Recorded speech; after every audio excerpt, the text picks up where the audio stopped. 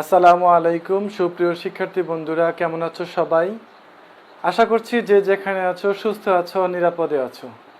দাসপাড়া উচ্চ বিদ্যালয় অনলাইন ক্লাসের পক্ষ থেকে তোমাদের সবাইকে স্বাগত জানাচ্ছি। আমি আমানুল্লাহ খান, সহকারী শিক্ষক, দাসপাড়া উচ্চ বিদ্যালয়, রামগঞ্জ, লক্ষ্মীপুর। সুপ্রিয় শিক্ষার্থী বন্ধুরা, আজকে আমরা শিখব গঠন অনুসারে বাক্য কত প্রকার ও কি কি। আমরা জানি যে বাক্যকে দুইভাবে ভাগ করা যায়। একটি হচ্ছে বাক্যের প্রকাশভঙ্গি অনুযায়ী, আরেকটি হচ্ছে গঠন অনুসারে বা গঠন অনুযায়ী। বাক্যের প্রকাশভঙ্গি অনুযায়ী বাক্য 5 প্রকার, কিন্তু আজকে আমাদের আলোচ্য বিষয় হচ্ছে গঠন অনুসারে বাক্য। গঠন অনুসারে বাক্য হচ্ছে 3 প্রকার। এই 3 প্রকারের নামগুলো হচ্ছে সরল বাক্য, জটিল বা মিশ্র বাক্য, যৌগিক বাক্য। সরল বাক্য হচ্ছে যে বাক্যে একটি মাত্র কর্তা এবং একটি মাত্র সমাপিকা ক্রিয়া থাকবে। একটি মাত্র কর্তা বা উদ্দেশ্য, আরেকটি সমাপিকা ক্রিয়া বা বিধেয় থাকবে, যেটাকে আমরা ইংরেজিতে বলতে পারি যে বাক্যে কি থাকবে, একটি সাবজেক্ট থাকবে এবং একটি কি থাকবে, ফিনিট ভার্ব থাকবে। তাহলে সেই বাক্যটা হচ্ছে সরল বাক্য।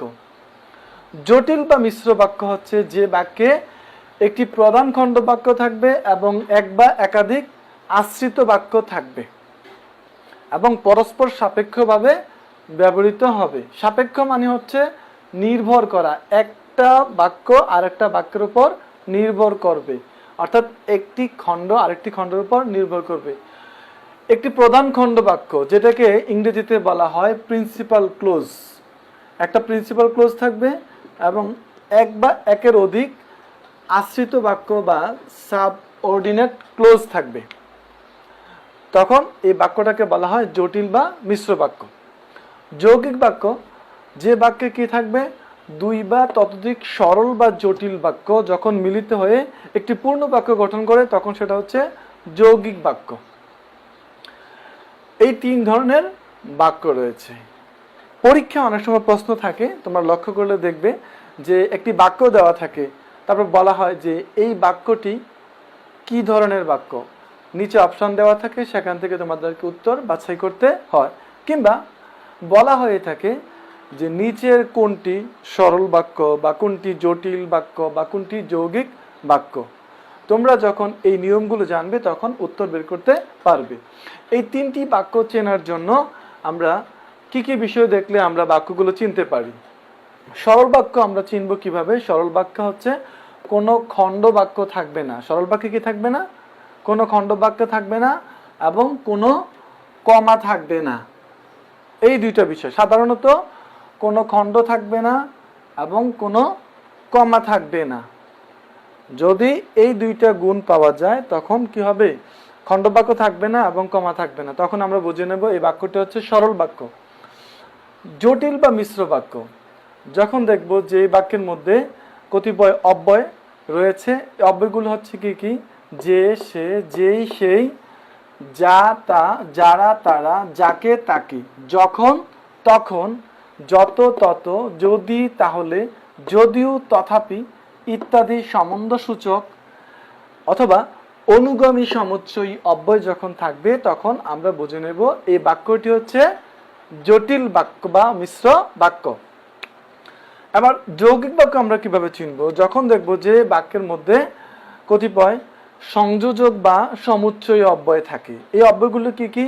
এবং, ও, আর, কিন্তু, অথবা, অথচ, কিংবা, বরং, তবে, তবেই, ফলে, তাই ইত্যাদি সংযোজক বা সমুচ্চয় অব্যয় থাকলে তখন আমরা বুঝে নেব এই বাক্যটি হচ্ছে যৌগিক বাক্য। আমরা 3টি উদাহরণের মাধ্যমে 3টি বাক্যকে আমরা আরেকটু স্পষ্ট হয়ে নেব। সরল বাক্য, ভালো ছেলেরা শিক্ষকের আদেশ পালন করে। এখানে ভালো ছেলেরা হচ্ছে উদ্দেশ্য বা কর্তা, আর বাকি অংশটা হচ্ছে বিধেয়।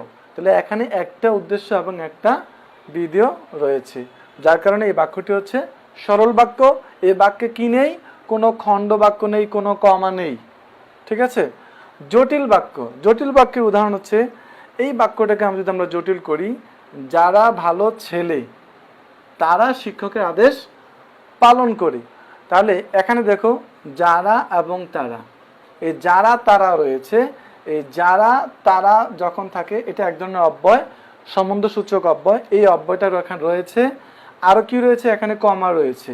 আর কি আছে? খণ্ড বাক্য রয়েছে। এই বাক্যটা হচ্ছে আশ্রিত খণ্ড বাক্য বা সাবঅর্ডিনেট ক্লোজ, আর এই খণ্ড বাক্যটা হচ্ছে প্রধান খণ্ড বাক্য বা প্রিন্সিপাল ক্লোজ। সুতরাং এই বাক্যটি হচ্ছে জটিল বাক্য। এই বাক্যে সম্বন্ধসূচক অব্যয় রয়েছে, খণ্ড বাক্য রয়েছে, কমা রয়েছে।